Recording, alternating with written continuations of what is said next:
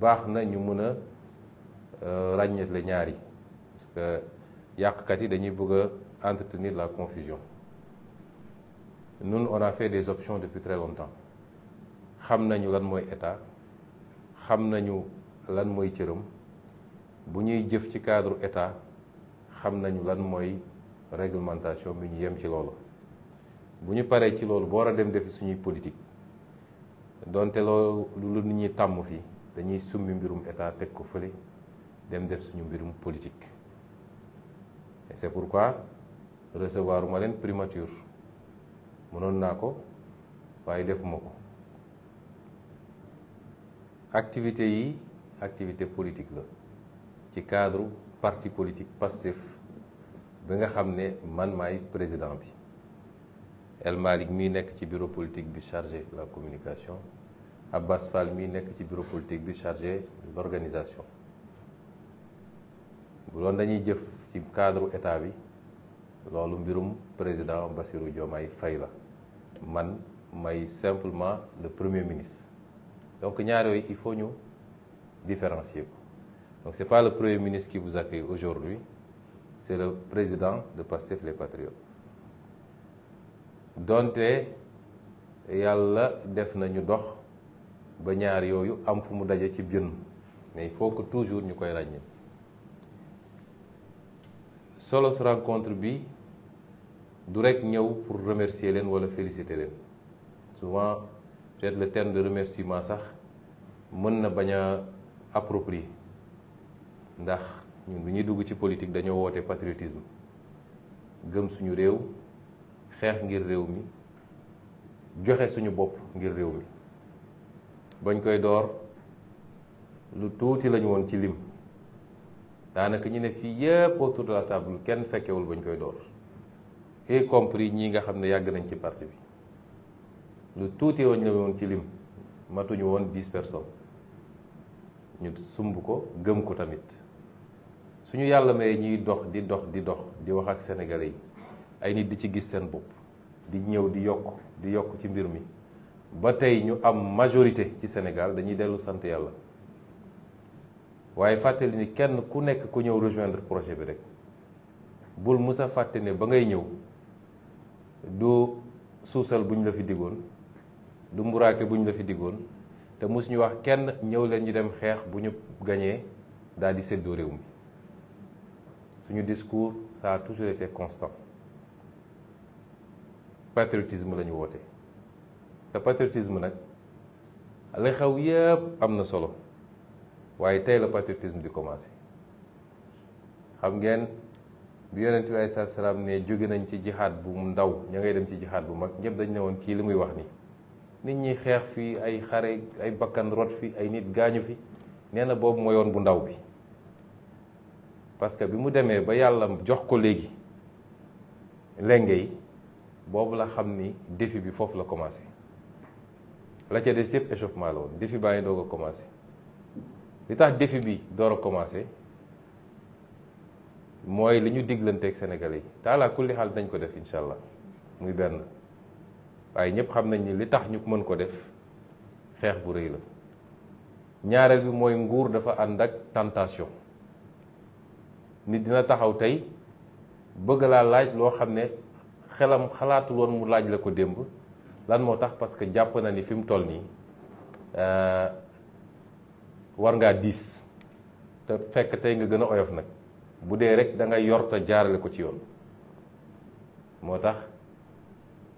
liggéey bi dëgg-dëgg mu ngi door kon daje bi du rek pour ne ñu ngi leen di féliciter ñu ngi leen di remercier parce que liggéey bi am na solo te production artistique dafa mën na yóbbu mbir fu ko leneen mënul yóbbu dafa am solo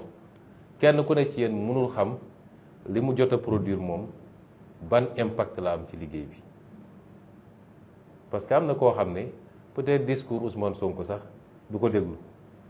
wala su koy déglu du ci comprendre dara waaye bu gisee kenn ci yéen taxaw jaarale ko ci beneen yoon ci lay gën a am attention pour déglu loolu dafa am solo ci liggéey bi moo tax seen contribution apprécier nañ ko à sa juste valeur ñu leen ciy félicité bu baax parce que it kenn ku ne ci yéen bi muy jël engagement am amaana am na fu gënoon a tooy foofu su fa demoon poosam dina diis lool lool lool ci jamono joo xam ne ñun suñu dara leeruloon bëri na loo xam ne am na fii ñoo xam ne 2017 la ñu génne seen clip suñu première élection législative kenn xamuñu woon maa ngi fàttaliku lan ñi way Sonko neexu lanam dëggu Mike waaw ñoom ñoo njëkk a génne defe na 2017 ak beneen son boo xam ne Casamance la buñ daan def suñu campagne yor suñu pick-up boobu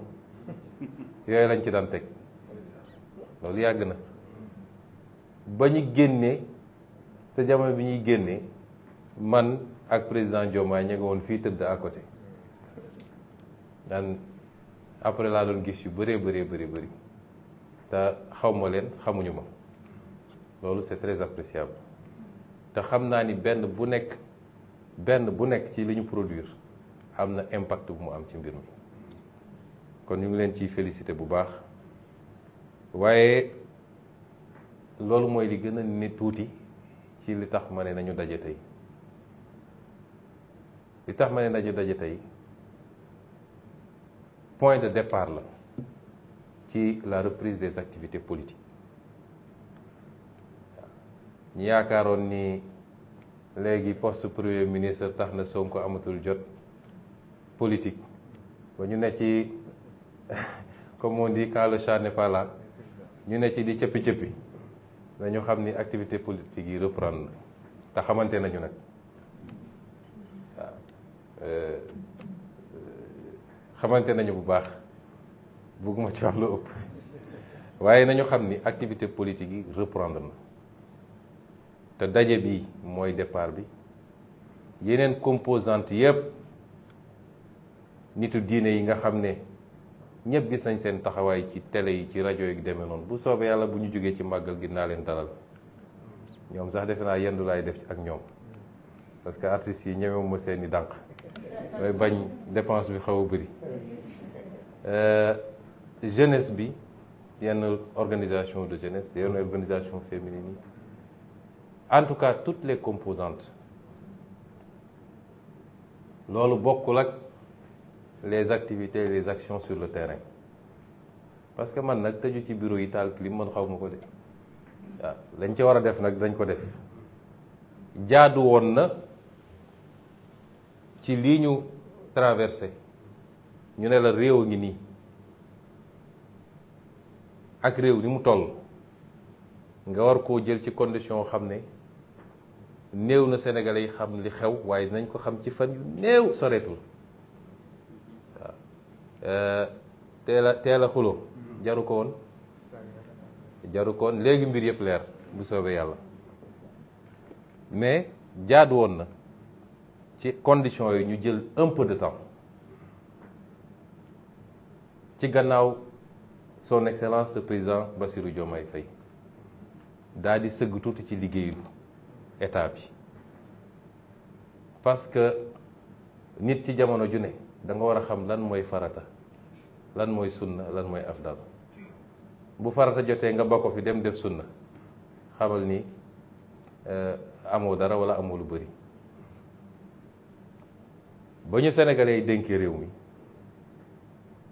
la ñuy xaar ci ñun tey di ko xaar ci ñun dans 2 ans di ko xaar ci ñun dans 5 ans mooy lan la ñu def ci réew mi loolu la sénégalais yi di xaar ci ñun te sénégalais yi nag ëpp nañu Pastef la ñu àndi ci pouvoir la ciy sympathisant moo ci ëpp li ciy partisan parce que noonu la politique di doxee dans tous les pays du monde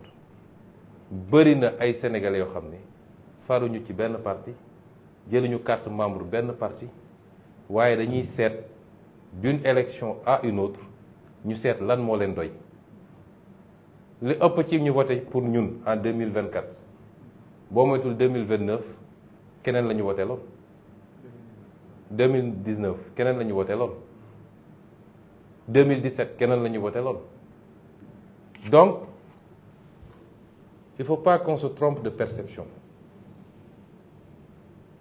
nañu xam ni lañ ñu dénk ëpp na parti politique. donc suñu dénkoon càmbaraguñu réew mi defaguñu état des lieux bi xamuñu lu baax ak lu bon xamuñu yàqu bi fan la toll ñu bàyyi loolu yépp nekk ci mbirum parti politique defe naa Sénégal yi nañ ñu gaaw a jëppi. moo tax dégg nañ ñu ne ndax par essence sénégalais moo impatient ci ñaari weer ñetti weer nit mun a taxaw ne déggatuma gaa yi gisatuma gaa yi won nañ ñu gannaaw. waa gaa yi ci lan la ñu nekkoon ña ngay xëy fajar ba 2 heures du matin nekk ci li tax sénégalais yi wóoluñu ci loolu la ñu nekkoon. loolu doo ko fi bàyyi naan maa ngi accordé audience à des militants suba ngoon bëgg lu neex militants yi du tax ñu def ko ndax nag bu ñu fàtte suñu contrat dans le parti politique mooy on a toujours été très clair avec les militants. Chaque chose en son temps. kon jaadu woon na ci weer yooyu weesu te jeexagul sax ñu sëgg ci loolu yàlla may nañu ñu liggéey ci lu ama am solo. dégg naa ñenn ñi naan amuñu programme, ils ont vendu un rêve aux Sénégalais. dinañu gis ci fan yi ci ñetti temps nag ndax nun lu ñu mus a def dañ ko teg ci stratégie. suñ leen puusalee benn te noonu la mus a doxee xanaa léeg-léeg nit ñee xaw a gàtt souvenir rek waaye ni ñu doxalee ba egsi ci élection ba yàlla jox ñu ko rek war nañu xam ni ñun duñu ay como te dañuy liggéey teg ko ci temps teg ko ci stratégie te noonu la ñuy yoree état bi. moo tax ñu ngi ci temps évaluation état des lieux te bu ñu sottee ba ne Sénégalais yi lii fi ne ragal naa am na ñoo xam dootuñu génn ci réew mi de dootuñu jox ci mbedd mi. moo tax teel a wax ji jaru ko wala dañoo sentir ni mu ngay ñëw ñu gaawantu njëkkante télé yi takk seeni rajo waaye jaru ko dinañu wax Sénégalais yi fait chiffre date bu leer nañ. loolu benn temps la am na yeneen ñaari temps yu ci tegu loo xam ne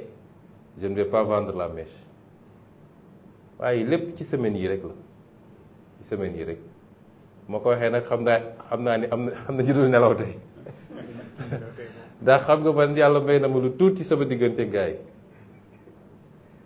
du ma leen déglu du ma leen seetaan toppatoo ma lu ñuy def. waaye defe naa suñu xëy soo bëggoon jot dégg naa sax samay ñàngal la ñuy wax léegi ma ne ah gars yi kon tiit nañu ñàngal la soo ko moo leen dese kon lépp dañ koy teg ci yoon ak ci temps parce que nag dañu xam suñu responsabilité de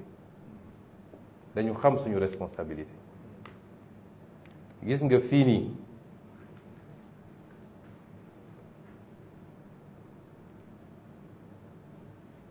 waxal ma kii mu ñëw ubbil ma bureau bi ci gannaaw gis nga fii li ma bëgg a dalal xelu militant yi mooy kenn gënuñoo xam lan mooy projet bi ndax ñoo ko togg ñoo ko sumb ñoo ko bind kon kenn gënuñu koo xam muy benn. ñaareel bi kenn gënuñoo xam le sens de notre engagement kenn. lay yàq projet bi mun na jóge ci ñëpp ba mu des ñun. ma dalal nit ñi ñu ànd ak tey ak dal ndax xam nañ fi ñu jëm leer na nañ te dinañ fa yegg bu soobee yàlla. kon responsabilité bi ñu am ñun xam nañ ko te li ci gën a néew waaye moo ci li ci gën a fort en même temps mooy ay ndaw joxe nañ seen bakkan pour que Sénégal change dama xamul ndax nit ñi comprendre nañu sensu loolu. su ma déggee ñu toog fii di wax ay waxu matériel ay waxu poste ay waxu dama naan nit ñi est-ce que comprendre nañ ils n'ont pas compris. man amul jour bu may xëy te sama xel du dem ci loolu, amul jour bu ma tëdd guddi te sama xel newul ci loolu, amut. waaw kon li ñuy def dimension bi mu nekk du dimension bu ñu xam ci politique. dimension bi ñu xam ci politique fii Sénégal ñu newuñu ci dimension boobu. président Diomaye chaque jour su dara amee wala ñu gis benn affaire da koy naqari ci yàq-yàqu yu ñu yàq réew mi, da koy naqari. et chaque fois la même phrase la may wax, mu ne ma gis nga lii ñun mënuñu ko fàtte ça. ñii ñan ñoo ci am 30 ans amul daanaka. lan moo tax ñu dem? C'était pour que le Sénégal change. Président Diomaye loolu la may chaque fois mu ne ma est-ce que xam nga ni ay nit dee nañu? nit ñi dañoo fàtte ni ay nit dee nañu pour réew mi changer.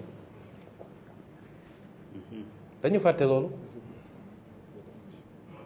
moo tax ñun mënuñu ne fii gis nga les avantages yi ànd ak pouvoir yàlla métim xam ne ni man gisuma ko parce que amul solo. bu ñu tombé woon ci loolu rek on a trahi ces gosses là te bu boobaa nag la ñuy rendre compte suñ borom parce que ban hommage la ñu mën a rendre xale yi mooy ñu ne ci 5 ans def nañ lii ci Sénégal, ci 10 ans def nañ lii ci Sénégal, coppite bi ñu doon wax ci Sénégal def nañ ko ba ñu gis ko. C'est ça l'enjeu aujourd'hui. te ci loolu la ñu nekk subaak ngoon guddeeg bëccëg. moom il siège au gouvernement, xam na li ñu wax te duñ ci am lu ñuy lam-lame. El Malick Ndiaye bii il est ministre dans mon gouvernement. bu ma xëyoon ñu ne ma jox nañ ko 200 000 francs mu jël, jour boobu il sera pas ministre dans le gouvernement. bu ko jëlee midi et demi il ne sera plus ministre. loolu amuñu ci luñ ciy sédd ak luñ ciy calculer. ba tax la ñuy woo ñëpp mooy li ma démarré léegi, liggéey baa ngi doog a door. challenge bi dëgg mi ngi doog a commencer. mu interpeller chacun d'entre nous, yéen en tant qu'artiste. ndax seen mission dafa jeex keroog bu ñu neen fal nañu président Bassirou Diomaye Faye ngeen dem aj seeni kooraane ñu xaar prochaine élection, wala kenn ku ne ci yéen projet bi mu gëmoon ba tax mu tëju fenk li muy fenk woy ko day ñëw ànd ak projet boobu accompagner ko. kenn ku nekk nag ci domaine ba nga mëne. loolu mooy questionnement bi. il faut ñun ñëpp ñu nekk ci beneen niveau ci conception suñu relation ak la chose publique, mais suñu conception suñu responsabilité ci projet bi. kenn ku nekk la taxoon nga dugg ci gëm ko ba am loo ci def tey nga war a gën a takku nag, ndax bu doxul suñu échec la ñun ñëpp dinañ ma ci tudd, nañ ci tudd président Diomaye, waaye dañ ne ah yow de yaa fi woyoon tàgg gaa yi ne suñ leen joxee réew mi gis nga fi mu mujj. kenn ku ne suñu responsabilité la. moo tax tey la ñu war a gën a takku ci naka wax naa leen ni ay temps la. gars yi dañuy wax état de grâce. état de grâce c'est pour les faiblards. ñun soxlawuñu état de grâce. état de grâce c'est pour les faiblards. ñun ba ñuy nekk parti politique opposition amuñu état de grâce, dañoo judd rek ñu daal suñu kaw. ñun ñooy parti boo xam ne su doon xale la dafa judd rek dox, jàngul toog jàngul raam. parti bu dëgg du 2014 2015 ñu dal sa kaw, 2016 ñu dàq la sa liggéey, noonu ba fi mu mujj. ñun soxlawuñu état de grâce. ñiy wax ay état de grâce va bientôt se terminer déedéet na bar kuy opposé wu rek génnal ñun soxlawuñu état de grâce loolu mbirum tapet la ñun xamuñu loolu ñun cooki la ñu xam dans le bon sens du terme nag duñu tooñ kenn mësuñoo gis ñu tooñ waaye ku ñu tooñ fekk ñu fi loolu la ñu xam te réew mi noonu lañ koy yore mooy ku bëgg a opposé wu bu mënoon nga commencé sax balaa prestation de serment président Diomaye ndax ñoom seeni opposition yëngaluñu opposition saaga meeg egg yu dem ñun yooyu yëngaluñu waaw opposition boo xam suba ba ngoon jot sa yaakaar yëpp mooy kañ la problème di am diggante Diomaye ak Sonko ñooñu yëngaluñu ñun dañuy tëdd nelaw de ces deux opposition boo xam ne ñay ténor yi kenn ñemewu cee génn wax waaye da ngay dem fay nit ne ko jógal wax ñooñu nag ñooy les agneaux du sacrifice ndax ñi ñuy fay naan leen jóg leen wax lañ leen xamee mooy xaste ak saaga nañu xaste nañu saaga et puis dama jàpp ni ñenn ñi dañoo gëmagul ñoom nekkatuñu pouvoir quoi topp ci nit di saaga mu muñ ba ñëw ñu jox ko doole nga ne damay saaga aywa te kuñ ci ne ñuuj nag doo gis gars yi avocat sax doo ko gis gars yi mënuñoo xeex de ñii li ma ne benn lacrymogène la gars yi xaaj ñeent sànni leen ñu soj ñoom ñëpp mbir maa ngi nii nun amuñu problème na métti rek mais état de droit la ñu wax ku ñëw ne d'accord maag agriculture bi niñ ko doxalee wala napp gi wala càmm gi wala jàpp naa Ousmane Sonko avec des preuves jël na xaalisu réew mi c'est ton plein droit loolu amul benn problème mais xëy rek topp ci ay nit nekk ci seen der nekk seen vie privée dugg seen njaboot lu bon lu ne nga wax ko waxoon naa leen ko grand théâtre dégguñu am na ñu mos nañu continuer noonu rek loolu dina jeex ci réew mi de wala dem fay nit ne ko bindal ma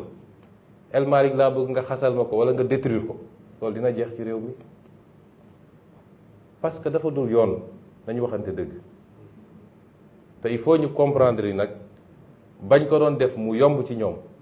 ndax ñoo yoroon lenge yi am ñu leen boot ne leen defal loolu soppiku na kenn du fi instrumentaliser kenn mais dinañu def politique opposé wu dans le respect mutuel loolu moom dina am débat d'idées ku ci wóolu sa xam-xam man je suis prêt à tenir des débats avec tout le monde débat sur les politiques publiques sur l'État sur nos ressources naturelles sur nos finances publiques sur leneen ak leneen ku bëgg ñu débat loolu amul problème mais yenn yi moom dootul mën a am ci réew mi ba tax nag ñun soxlawuñu état de grâce ndax xam nañ lañ yor xam nañ fi ñu jëm tekk-tekkaaral bii ngeen gisoon tekkiwul faiblesse tekkiwul dara ci étape yi di ñëw nag yu bëri dina ci am te composante bu nekk il faut mu jouer rôle am référentiel bu bees bi nga xam ne moom la ñuy togg muy le nouveau référentiel des politiques publiques ndax PSE ñun mosu ñoo d'accord ak PSE yàgg koo critiquer PSE pare nañu Sénégal pare na ak PSE ñu ngi naan gars yi amuñu programme ñoom liñ doon liggéey ci ñaari at ñun dañ koo liggéey ci juróomi weer ndax entre phase dama bëgg yooyu mu leer parce que dañuy essayer intoxiquer Sénégalais yi avec une mauvaise foi extraordinaire réew moo dem ci àdduna candidats yi dañuy ñëw présenter un programme mais bu yàlla defee nga gagné programme boobu da nga koy opérationnaliser programme bi nga def dafa génne les grands axes de ta vision mais boo demee ba yor leng réew mi ca ngay opérationnaliser nag def beneen document bu gën a détaillé boo xam ne day méngoog les données les chiffres que tu ne pouvais pas avoir ba ngay nekk ci opposition mais bu collé ak sa programme. yéen a ngi fàttali ko président Abdoulaye Wade bi ñu ko falee programme soppi la andi woon il lui a fallu combien d'années pour génner la stratégie de croissance accélérée 3 ou 4 ans je ne sais pas ki fi jóge président Macky Sall yoonu yokkute lañ ko fale woon il a fallu 2 ans pour mu génne PSE bi te dafa dem fay 3 milliards un cabinet étranger mu defaral ko ñun fay ñu dërëm avec l'expertise locale en 4 mois on va vous sortir un document d'opérationnalisation ñu ne ci télé yeeg rajo yi le projet n'existe pas léppi bu ñu génnee document bi dans les prochains jours ci anam boo xam ne kenn ku ne ci yéen bu ko gisee dina xam ndax lii dina changer Sénégal wala du ko changer référentiel boobu nag bu ñu ko génnee la liggéey bi di lancé wu dëgg-dëgg te liggéey boobu dafa laaj vulgarisation dafa laaj communication dafa laaj sensibilisation ñu koy def nag ak toutes les composantes civisme service civique citoyenneté communication. Il y a un bureau spécialement à la primature pour ça ak yeneen ak yeneen kon kan moo gën a yomb kan moo gën a am facilité ci tasaare message wala vulgariser qu'un artiste amul kon seen mission jeexagul mu ngi doog a commencer et c'est pourquoi est un artiste de qualité parce que ñi ma fi gis ñëpp am nañu niveau téye document bi lire ko comprendre ko jukki ci benn fànn ne lii bëgg naa ci waxtaan ak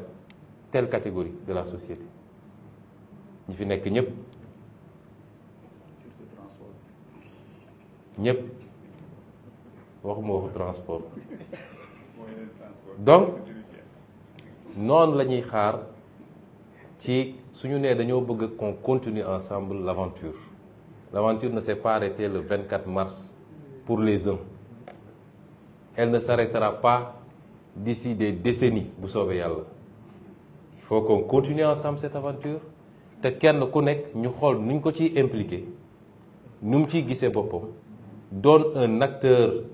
de la transformation structurelle bi ñu wax fii ci réew mi doon joxe sa participation wala continuer di joxe sa participation c'est pourquoi mënuñu am une vision très réductrice ñi fi waroon teew war nañoo ëpp ndax am na d'autres types d'artistes wax naa ko El Malick yaa naa ñoo xam ne par la peinture ils ont beaucoup travaillé à vulgariser ce qu'on est en train de faire am na ñoo xam ne par d'autres moyens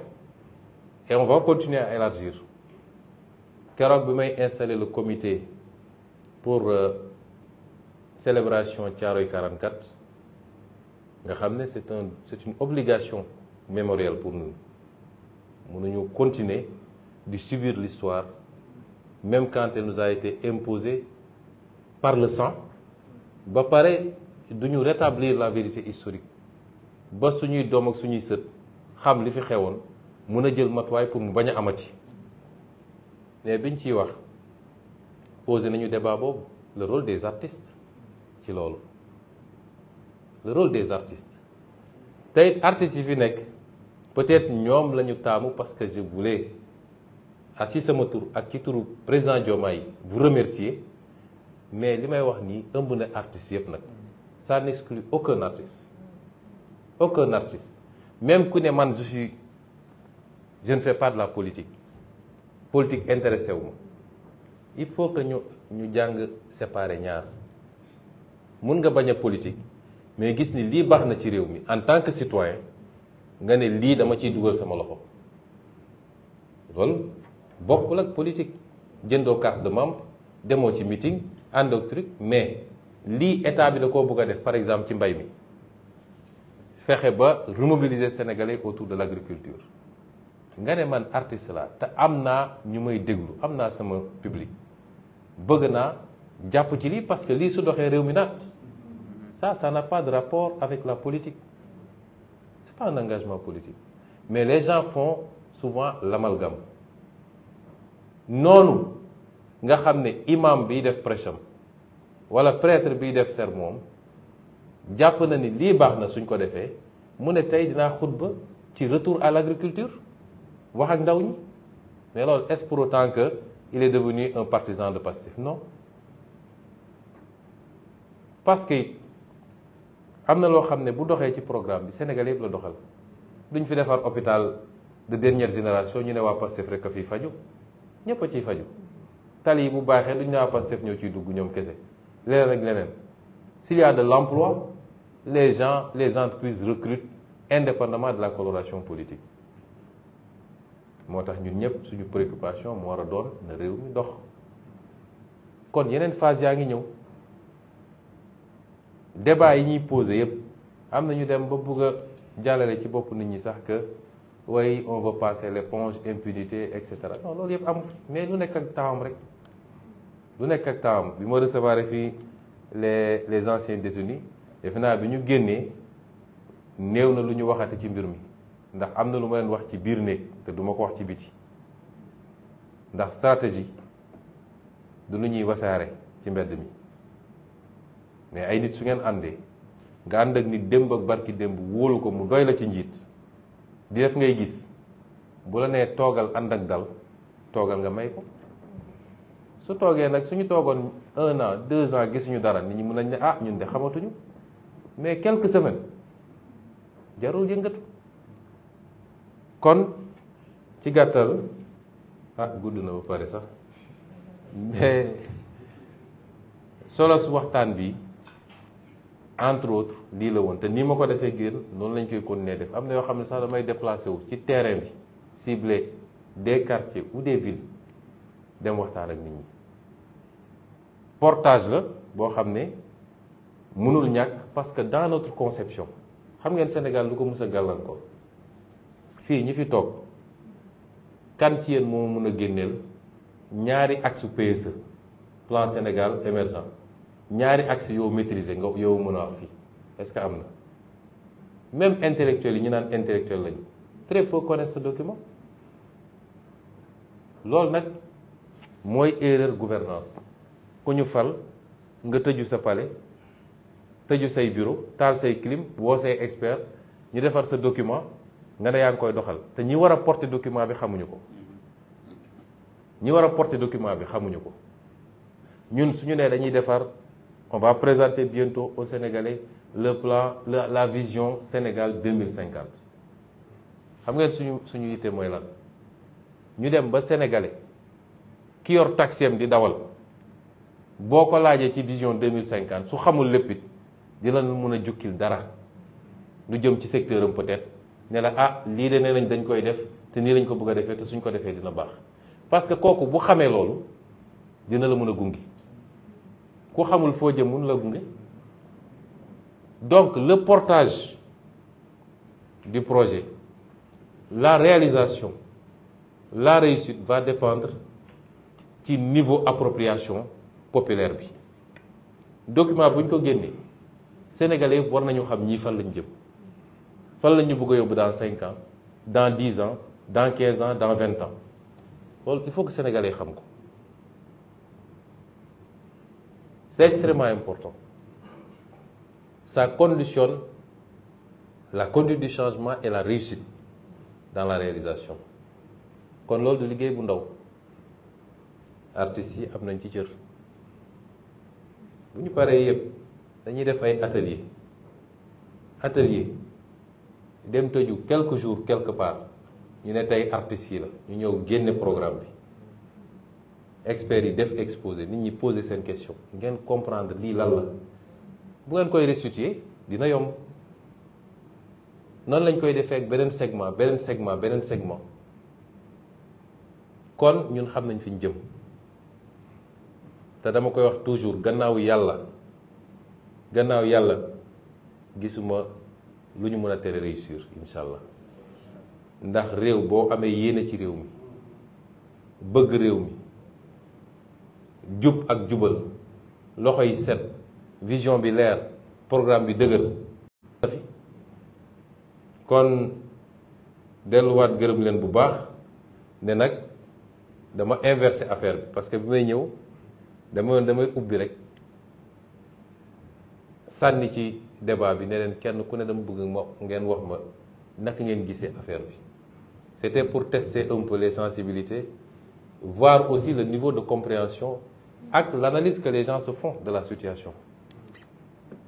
fi ñu toll nii mais suñu commencé rek taxaw bi day métti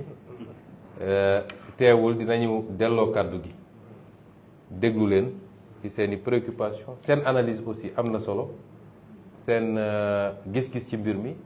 ak seeni suggestion seeni recommandation parce que yéen a ngi nekk en contact ak ay nit yoo xam ne man nekkuma ak ñoom en contact président Diomaye nekkul ak ñoom en contact te loolu dafa am solo aussi ci liggéey bi merci beaucoup kon ma bàyyi El Malick.